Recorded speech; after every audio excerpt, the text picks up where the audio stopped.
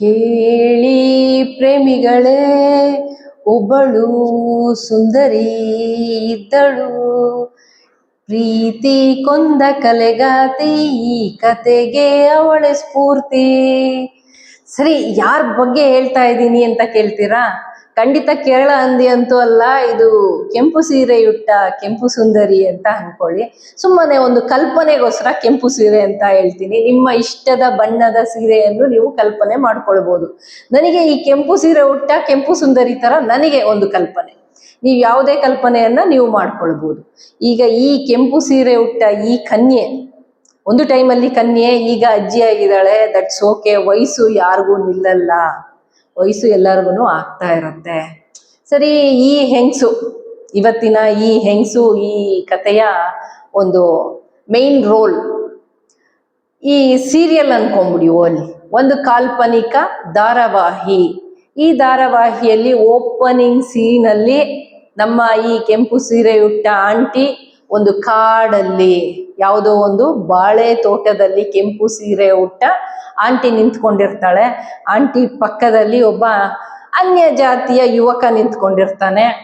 ಸರಿ, ಇವರಿಬ್ಬರ ಮಧ್ಯೆ ಲವ್ ಇದೆ ಅಂತ ಎಲ್ರಿಗೂ ಗೊತ್ತಾಗ್ಬಿಟ್ಟು ಊರೆಲ್ಲ ಸುದ್ದಿ ಹರಡ್ಬಿಡತ್ತೆ. ಊರೆಲ್ಲ ಸುದ್ದಿ ಹರಡಿದ್ದಕ್ಕೆ ಮತ್ತೇನಪ್ಪ ಮಾಡೋದು ಅಂತ ಹೇಳಿ ಅದೇ ಹುಡುಗಿಯನ್ನ, ಈ ಕೆಂಪು ಸೀರೆ ಉಟ್ಟ ಕನ್ಯೆಯನ್ನ ಪಾಪ ಕರ್ಕೊಂಡೋಗಿ ಆ ಯುವಕ ಮದ್ವೆ ಆಗ್ಬಿಡ್ತಾನೆ. ಮದ್ವೆ ಆಗಿ ಈಗ ಒಂದು 30-40 ವರ್ಷ ಆಗಿರ್ಬೋದು. ಈಗ ಆಕೆ ಅಜ್ಜಿಯೂ ಆಗಿರ್ಬೋದು.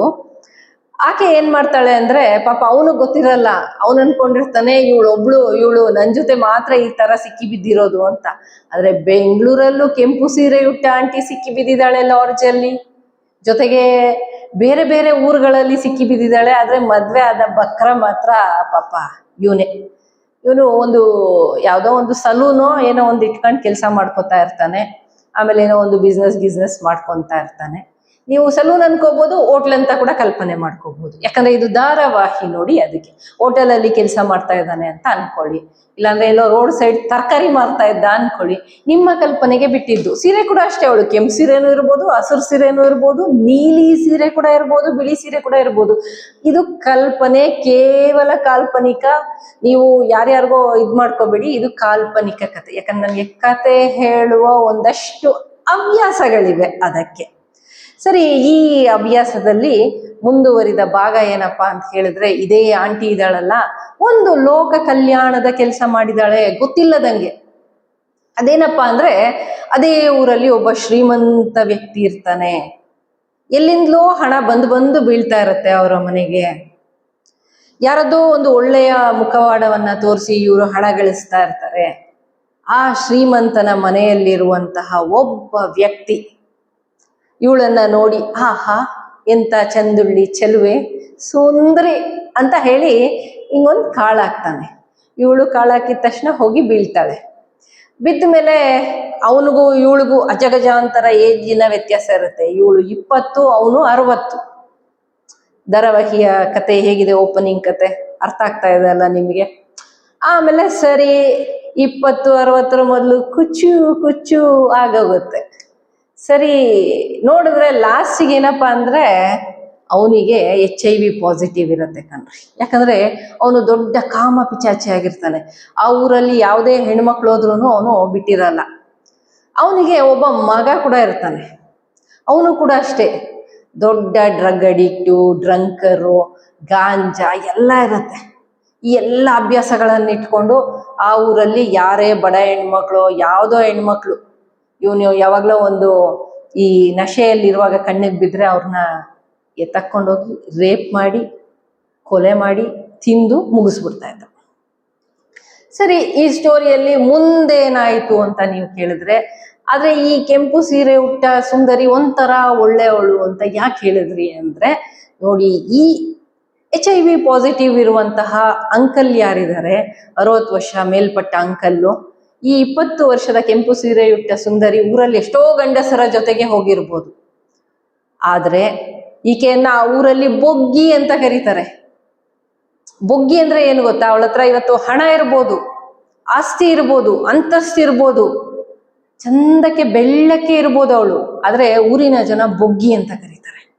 ಬೊಗ್ಗಿ ಅಂದ್ರೆ ಹೆಣ್ಣು ನಾಯಿ. ಇದು ಸುಗ್ಗಿ ಕಾಲದಲ್ಲಿ ಎಲ್ಲ ಕಡೆ ಹೋಗ್ತಾ ಇರತ್ತೆ.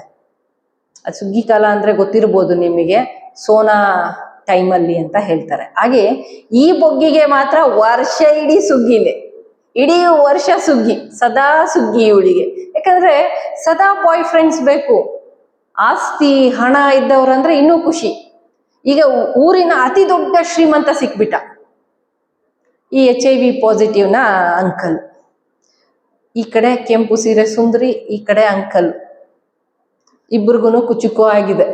ಸೊ ಇವಳು ಯಾವ ತರ ಸಮಾಜಕ್ಕೆ ಒಳ್ಳೇದು ಮಾಡಿದ್ಲು ಅಂದ್ರೆ, ಈ ಅಂಕಲ್ಲು ಬೇರೆ ಹೆಣ್ಣು ಮಕ್ಕಳ ಮೇಲೆ ಕಣ್ಣು ಹಾಕದಂಗೆ ಇವಳು ಹಿಡಿದಿಟ್ಕೊಂಡ್ಲು.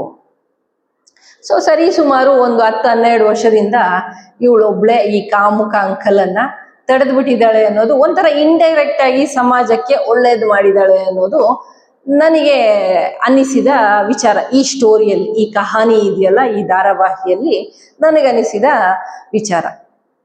ಸರಿ, ಅವರ ಮಗನನ್ನು ಕೂಡ ಇವಳೆ ಎಲ್ಲ ತರ ಒಂಥರ ಏನು ಗರ್ಲ್ ಫ್ರೆಂಡ್ ತರ ಆಕ್ಟ್ ಮಾಡಿ ಎಲ್ಲ ಸರಿ ಮಾಡಿ ಸಮಾಜಕ್ಕೆ ಒಂದು ಉಪಕಾರ ಮಾಡ್ಬಿಟ್ಟಿದ್ದಾಳೆ ಅಂತ ಹೇಳ್ಬೋದು ಅಂತ, ಒಳ್ಳೆ ವಿಚಾರ ಅಂತ ಹೇಳಿದೆ. ಆದ್ರೆ ಇವಳು ಇನ್ನೊಂದು ಕೆಟ್ಟ ಕೊಳಕು ಕೆಲಸ ಮಾಡ್ತಾ ಇರ್ತಾಳೆ. ಇವಳು ಆಕ್ಚುಯಲ್ ವಿಲನ್ ಒಂಥರ. ಯಾಕೆ ಅಂತ ಕೇಳ್ತೀರಾ? ಇವ್ರ ಮೇಲೆ ಒಂದಷ್ಟು ಕೇಸ್ಗಳಾಗಿರತ್ತೆ. ಇವರನ್ನ ಒಳಗಡೆ ಹಾಕ್ಬೇಕು. ಈ ಮೊದಲು ಇವರೇನು ಅತ್ಯಾಚಾರಗಳನ್ನ ಮಾಡಿರ್ತಾರೆ, ಕೊಂದು ಹಾಕಿರ್ತಾರೆ. ಇವರನ್ನೆಲ್ಲ ಒಳಗಡೆ ಹಾಕ್ಬೇಕು ಅಂತ ಪೊಲೀಸ್ ಡಿಪಾರ್ಟ್ಮೆಂಟ್ ಎಲ್ಲ ಹುಡುಕ್ತಾ ಇರತ್ತೆ. ಸಮಾಜದಲ್ಲಿ ಇರುವ ಹೋರಾಟಗಾರರೆಲ್ಲ ಹೋರಾಟ ಮಾಡ್ತಾ ಇರ್ತಾರೆ ಒಂದ್ ಕಡೆ. ಇವರ ದಂಧೆಗಳನ್ನ ನಿಲ್ಲಿಸ್ಬೇಕು ಅಂತ ಬೆಂಗಳೂರಲ್ಲಿ ದೊಡ್ಡ ಪ್ರತಿಭಟನೆ ನಡೀಬೋದು, ಅಲ್ಲೆಲ್ಲೋ ಧಾರವಾಡದಲ್ಲಿ ನಡೀತಾ ಇರ್ಬೋದು, ಇನ್ನೆಲ್ಲೋ ಮೈಸೂರಲ್ಲಿ ನಡೀತಾ ಇರ್ಬೋದು. ಈ ಎಲ್ಲ ಹೋರಾಟಗಳನ್ನ ಹತ್ತಿಕ್ಬೇಕು ಅಂತ ಹೇಳಿ ಕೆಟ್ಟ ಮನಸ್ಥಿತಿ ಬಂದ್ಬಿಡತ್ತೆ. ಹೌದು, ನಿಜ, ಇವಳು ತಡೆದಿದ್ದಾಳೆ. ಇವಳ ಸೌಂದರ್ಯವನ್ನು ನೋಡಿ ಈ ತಂದೆ ಮಗ ಕಾಮ ಪಿಚಾಚಿಗಳು, ಈ HIV ಪೇಷಂಟು ಆಹಾ ಪ್ರೀತಿಯ ರಾಣಿ ಅಪ್ಸರೆ ಅಂತ ಹೇಳಿ ಮೈ ಮರೆತು ಇದ್ದಾರೆ. ಆದ್ರೆ ಇವಳು ಕಾಪಾಡ್ಕೊತಾಳೆ ಇವ್ರನ್ನ. ಯಾಕೆ ಅಂದ್ರೆ ಇವ್ರಿಗೆ ಶಿಕ್ಷೆ ಆಗ್ಬಿಟ್ರೆ ಇವಳಿಗೆ ಹಣ ಕಾಸು ಬರೋದು ನಿಂತೋಗ್ಬಿಡುತ್ತಲ್ಲ. ಪಾಪ ಅವನ್ ಯಾರೋ ಗಂಡ ಅಬೇಪಾರಿ, ಪಾಪ ಗೊತ್ತಿಲ್ಲದೆ ಮದ್ವೆ ಆಗ್ಬಿಡಿದಾನೊಬ್ಬ ಅಮಾಯಕ ಗಂಡ. ಅವನದೆಲ್ಲೋ ಒಂದು ಸಣ್ಣ ಪುಟ್ಟ ಹೋಟೆಲ್ ಬಿಸ್ನೆಸ್, ನಿಮ್ಮ ಕಲ್ಪನೆ, ಸ್ಟೋರಿಯನ್ನ ಇಂಪ್ರೂವೈಸೇಷನ್ ಮಾಡ್ಕೊಳ್ಳಿ. ಹೋಟೆಲ್ ಬಿಸ್ನೆಸ್ ಮಾಡ್ತಾ ಇರ್ಬೋದು, ರೋಡ್ ಸೈಡ್ ತರಕಾರಿ ಮಾರ್ತಾ ಇರ್ಬೋದು, ಇನ್ನೇನೋ XYZ ಕೆಲಸಗಳನ್ನ ಮಾಡ್ತಾ ಇರ್ಬೋದು. ಸೊ ಅದಕ್ಕೋಸ್ಕರ ನಾನು ಹೇಳೋದೇನಪ್ಪ ಅಂತ ಹೇಳಿದ್ರೆ, ಈ ಸ್ಟೋರಿಯಲ್ಲಿ ಸುಂದ್ರಿ ವಿಲನ್ನು ಹೀರೋಯಿನ್ನು ಏನು ಅಂತ ಹೇಳಿ ನೀವು ಡಿಸಿಷನ್ ತಗೊಳ್ಳಿ. ಸರಿ, ಸುಂದ್ರಿ ಕತೆ ಹೇಗಿತ್ತು? ಈ ಸುಂದ್ರಿ ಕಥೆಯ ಇಂಪ್ರೂವೈಸೇಷನ್ ಏನಾದ್ರೂ ಮಾಡ್ಬೋದಾ? ನಿಮ್ಮ ಕಲ್ಪನೆಯಲ್ಲಿ ಸುಂದ್ರಿ ಕತೆ ಏನ್ ಅನ್ನಿಸ್ತು? ಇದನ್ನು ಧಾರಾವಾಹಿ ಮಾಡ್ಬೋದಾ ಅಂತ ಹೇಳಿ ನೀವು ಕಮೆಂಟ್ ಮಾಡುವ ಮುಖಾಂತರ ತಿಳಿಸ್ಬೋದು. ನಿಮಗೆ ಈ ಕತೆ ಇಷ್ಟ ಆಗಿದ್ರೆ ಬೊಗ್ಗಿಗೆ ಸದಾ ಸುಗ್ಗಿ, ಬೊಗ್ಗಿಗೆ ಸದಾ ಸುಗ್ಗಿ ಅಂತ ಹೇಳಿ ಕಮೆಂಟ್ ಮಾಡಿ. ಅಂಡ್ ನನ್ನ ಈ ಸ್ಟೋರಿಗಳಿಗೆ ಎನ್ಕರೇಜ್ ಮಾಡ್ತಾ ಇರುವ ನನ್ನೆಲ್ಲ ಪ್ರೀತಿಯ ಯೂಟ್ಯೂಬರ್ಸ್, thank you so much. Thank you for watching this video. Don't forget to subscribe my YouTube channel Shailaja Amarnath. Thank you friends.